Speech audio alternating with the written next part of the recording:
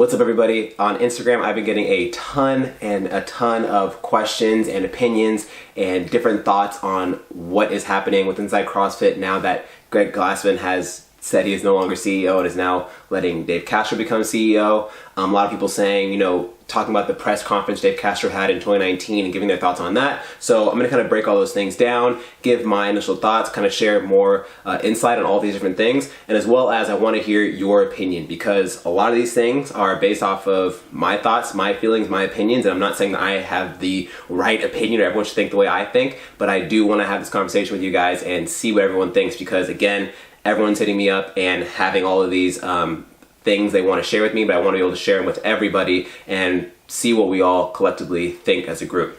So the first thing I want to go over is the thing that's kind of led to all this, and that's Greg Glassman's tweet, his most recent tweet that let everything kind of fall apart about the Floyd 19. And I've been seeing a lot of people talk about, was that comment racist or not? Greg Glassman says it wasn't a racist comment. People have messaged me saying that comment wasn't racist. Some people have been telling me that's like a super racist comment. And in my opinion, I think it's a racist comment. I think it is belittling the seriousness of the coronavirus and what it's doing to the world. And it's literally killing people. Is it killing people at a tremendous rate? I mean, in comparison to the flu or things like that, I don't fully know. But I know the scariest thing is you don't know until it hits you. You don't know if you have it and you're transmitting it to other people. So it's like a very troublesome time with this whole situation. On top of that, whether you want to call Derek Chauvin's situation with George Floyd just an act of police brutality, whether you want to say it's also an act of racism at the same time, whatever you want to believe on that is fine. But I think no matter how you look at it, no matter what way you spin it, he is so far in the wrong that it kind of like, it was the straw that broke the camel's back. And based off of other tweets I've seen, people sharing things, he's just been, he's always had no filter. He's always just said what's on his mind, and he doesn't really have sympathy for what's going on with, collectively as in the whole entire world. People are, distraught, and there's protests going on, and there's lots of things happening.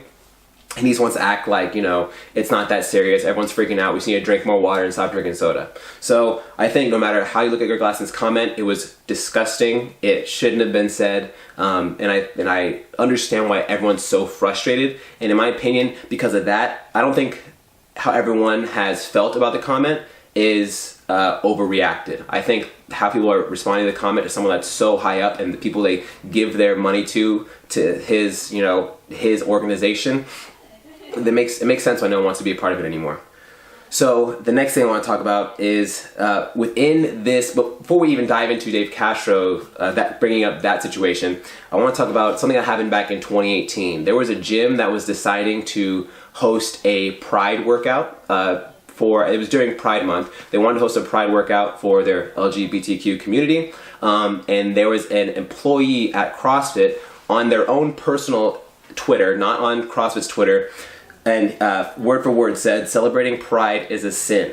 When he said this, CrossFit fired him. They said that doesn't support, I'm paraphrasing, I believe they said they didn't support them and their ideals. And with knowing that information, it makes the fact that they didn't say anything on Blackout Tuesday more concerning and so confusing. And I haven't fully read their response yet about their article they posted on their website saying why didn't they respond, or why, whatever the title was.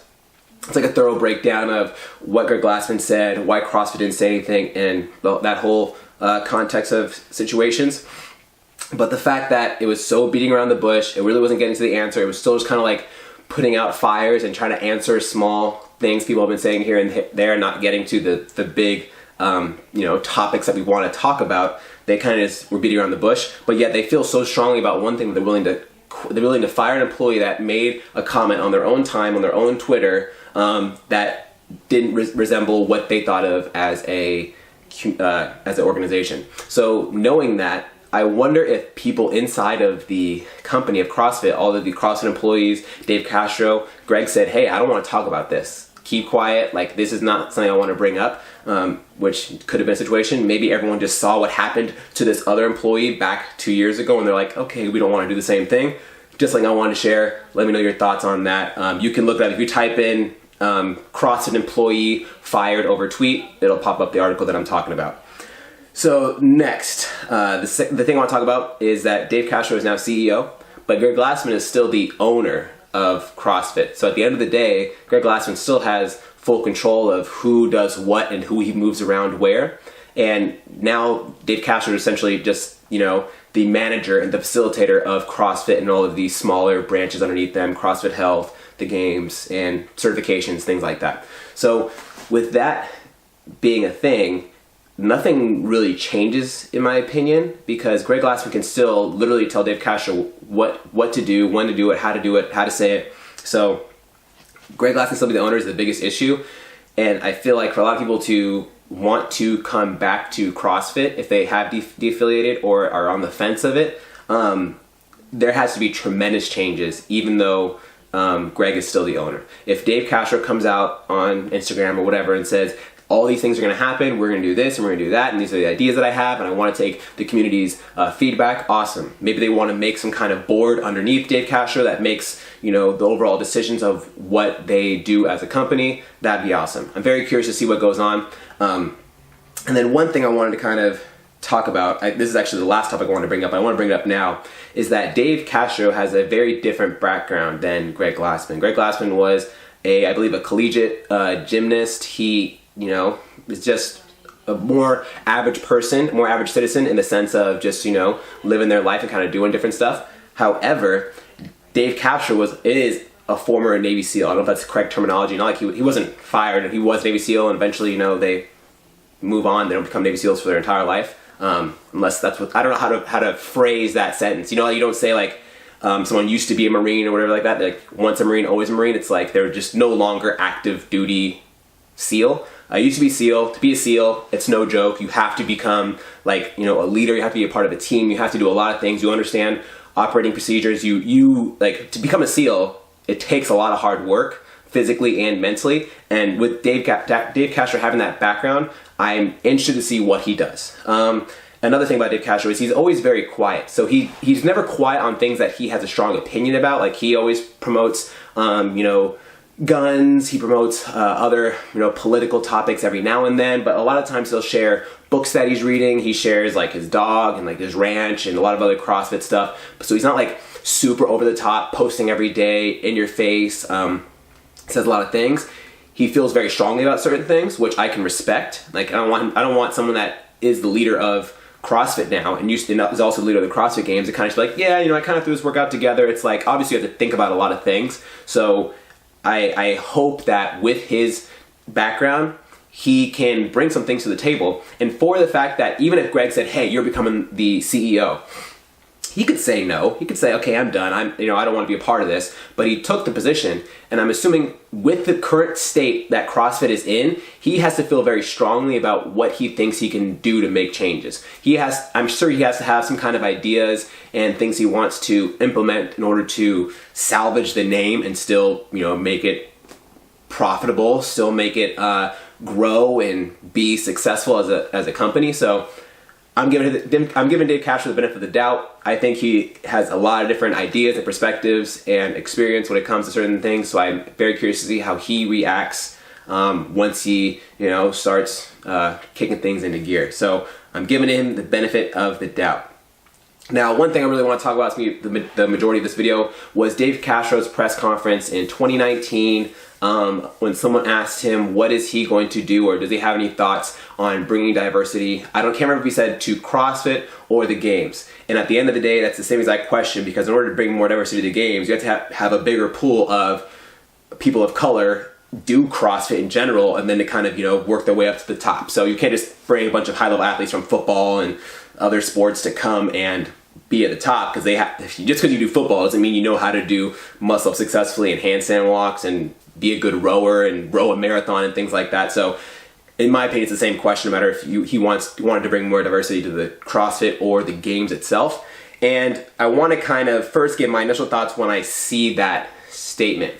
So another part of me wants to give him the benefit of the doubt, because that is a question that I'm assuming no one thought of. That person that asked that question probably been thinking about it for a while and has had this thought process for some time, and maybe try to do things inside their affiliate to make this happen. Maybe they're just a news reporter that when they go to a lot of affiliates, they see that there's not a lot of diversity in CrossFit. So he asked that question. In my opinion, I don't think that was the right time to ask that question. I feel like there could have been a lot of other times, but I'm assuming that person probably thought this is the time because he's in front of everyone and he can't just not respond to a DM or not respond to an email. It's like, I'm putting you in front of everyone to answer this question, so hopefully you answer this question.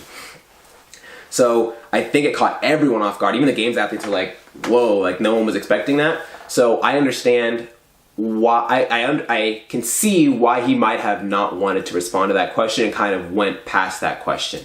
There's a lot to that question. Maybe he doesn't really think about that question, doesn't really have the answer. And even 2 weeks ago, a lot of us deep down were really having these discussions about race and people of color and understanding different backgrounds and things like that. We all just go throughout our daily lives and live our own bubbles. So a lot of people just don't really think of that question, and to bring it up on the going into the third day, or maybe on the end of the third day, it was halfway through the CrossFit Games, to bring up that question all of a sudden, a loaded question. Dave Castro doesn't want to answer anything wrong. He's I'm 100% confident to say that he's a very, very smart man, and he will not say anything just to say something or just to kind of give a response. He will meticulously think about something until he has a strong idea and opinion and something to say about whatever topic is being asked of him. So I understand why maybe in his head he's like, I'm just not even going to answer this question right now because this is not the time or place to bring it up. Now, on the other hand, sorry, I got super itchy all of a sudden. Now, on the other hand, what he could have done was said, this is a topic we could bring up at another time. I'd love for you to email me. I'd love to sit on a podcast, talk about this. I don't really know. That's a good question. So he could have said a lot of different things, at least to kind of let the person know that, like, I acknowledge this and I understand what you're asking me, but right now I don't know how to respond to this question. I would have given him more leeway if he said that, but the fact that he just kind of totally blew it off and kind of like sat there and kind of looked around at the other games athletes, it kind of made me, I don't know what he was thinking in his head. I don't know if he was thinking, oh snap, someone just asked me this question, I don't know what to respond with, or he thought, this person really just asked me this stupid question, and so I will say that was not the most opportune time. This is probably the most stressful time of the year for Dave Castro, and worrying about announcing the fittest person on earth and bringing them, the best competition possible to go and bring up that question. So I'm on the fence with that question. I think it was a good question in the sense of Dave Castro could have just answered it with a very short response. I'm not quite sure. It's a good question, whatever he wanted to say, but he kind of ignored it. So I'm 50-50 on the presentation of that question. Now, one thing that I've been asked a couple of times is the athlete's lack of response to that question. So during that press conference, athletes also have a mic and are also able to answer questions that they get asked or they want to also share their opinions on. But a lot of the athletes also look just as surprised and puzzled. And when you look at all the athletes, they are all white, all Caucasian. So I think I give them the benefit of the doubt in the sense also as Dave Castro, no one saw that question coming. They probably don't have the answer. I highly doubt Matt Fraser experiences a ton of, very rarely witnesses systemic oppression. He very rarely witnesses black people being unjustly treated. I'm pretty sure he hangs out with a couple black people here and there. And, again, like I said about a couple weeks ago, no one was really having this conversation unless people really thought about this for a long, long time. A lot of people were just kind of just living their lives and doing their thing and thought everything was good. So I think that's kind of where they were at. And I don't think the athletes necessarily knew what to say or how to say it. Again, it's a loaded question. So I understand why the athletes just chose not to make a statement and kind of just like were dumbfounded by the question. Now, another thing I want to mention is a lot of people are bringing this up and they're saying, what is that person even talking about? They just brought athletes from all these different countries to come to compete at the games, the most diverse games it's ever possibly been. Now, there's two sides of this. Yes, they let athletes come to the games and represent their country for most likely one event, but still, hopefully make their country, their town, their people proud. So that's definitely a plus, definitely an awesome thing. Now, here's the thing.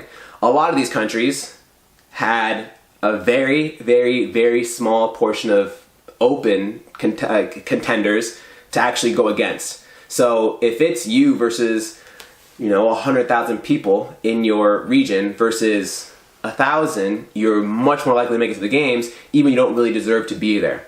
And as we saw on the first event, a lot of athletes could barely even do a legless rope climb, which, the game athletes that we saw do that workout literally did like it was, another day of training. Like it didn't really affect them at all. So with that, I think it was, in my opinion, I think it was partially a money grab in the sense of having all these athletes there and then cutting the field in half after the first event. And the reason I say it's a money grab is because they announced that they were cutting athletes once all the athletes had already arrived to the games. They could have announced that beforehand and said, hey guys, we want the fittest of every single country to come and compete, but we will be cutting athletes off for the first event. So athletes can truly determine, is this worth me going and raising all this money to go pay for the registration, pay for the hotel, pay for travel, pay for food? Like there's so much that goes into it. And a lot of these smaller countries don't have a bunch of sponsors. They don't have a bunch of, companies local. They don't have a bunch of followers, and it's really hard to build followers if you don't have that kind of opportunity to do smaller local competitions like Wadapalooza and Granite Games, or even just, smaller city to city type competitions. So I was very, very upset when they announced that they were going to be cutting the field in half after the very first event, when a lot of people pay a lot of money to get there and didn't even realize that was a possibility. So that's the first thing that I have with that whole situation of them bringing a bunch of athletes there. The second thing is I think it's just a PR move, because tying in with the fact that they cut down a lot of the athletes and pretty much all the country's fittest athletes were gone after like the second or third event. I think it was a PR move to try to get more eyes to the games, because now you have all these individuals from smaller countries have that one person. I'm going to go to America and go compete on the world stage to see if I'm the fittest person on earth. And then they tell their families tell their other families, and that, it's a huge thing in their country. And I just can only imagine that, even though obviously they were probably still proud and deep down they, respected them for being able to do such a tremendous feat, or accomplish such a tremendous feat, still letting them know that after the first event they were gone. I think it was a cash grab, and I think it was a PR move to try to show that they are that to kind of give an opportunity for people to be diverse, as well as just, it didn't sit well with me. I think that was the biggest thing. I think maybe inviting like 30 or 50 of the fittest individuals in the open from different countries would have been different, or something along those lines. I'm not inviting this huge pool of 150 men, 150 women that have such drastic cuts.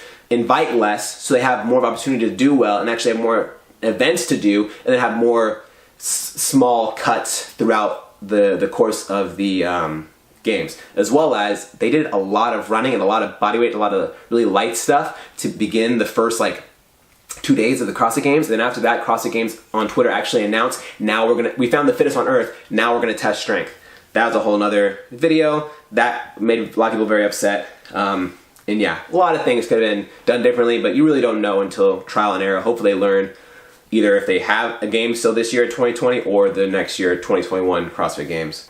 Now, the last thing I wanted to bring up was my thoughts, and again, I want to hear your thoughts on different ways that CrossFit can bring diversity to their communities. And this is on a global scale with CrossFit themselves. They can promote this more on their social media platforms and create more forms of content to help show that they are really inclusive versus just posting a black person every 50th post, and what a lot of gyms can do inside for themselves. So I have thought of a few things, and I don't know if these are accessible to everyone based off of your region, but some of the things that I've thought about based off of where I'm at and what we can do. So the first one is that if someone feels comfortable, just like how we provide a discount for military, and I think the discount for military is valid. People, go across the country to protect our freedom. Awesome. I want to support them in that, and I understand why we give them a discount. But maybe offering a discount if someone provides a pay stub or some kind of tax form that shows how much they make and shows that, financially they have 2 kids, they got they have to travel, a good distance for work and spend a lot of money on gas, that they can't really afford the full price of a CrossFit gym. So maybe you offer a discount of 30%, 40%, whatever it is, for only 3 times a week. Then they can come to the gym and still, be a part of the community and still receive the benefits of functional fitness and of the community itself.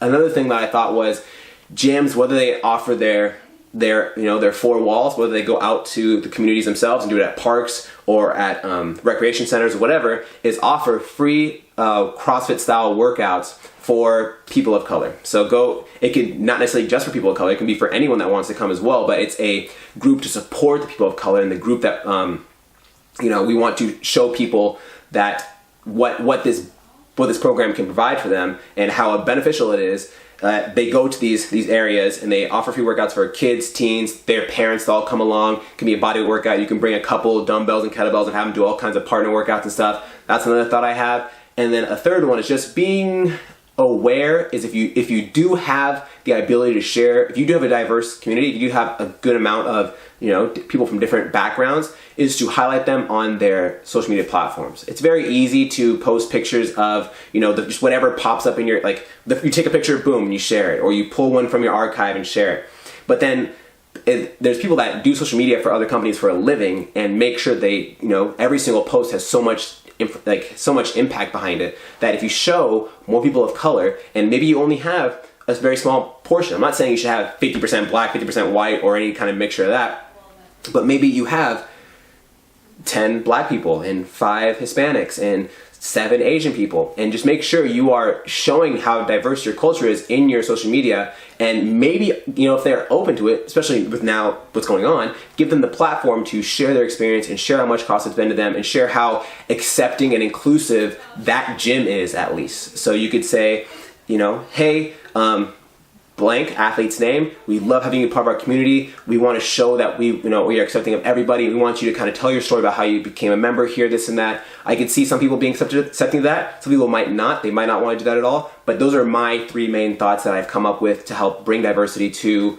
your gym, to your community, to CrossFit as a whole, and hopefully bring more people more accepting. Because I have talked to some people that are African American and they've gone to a gym and they'd be the only black person in the class, and not that they feel horrible about that, not that they feel they're singled out, but it naturally kind of makes you feel differently when you're used to growing up around your family and maybe your friends, and maybe relatives that are all similar to you. When you don't see the same thing, you don't see the same kind of role models.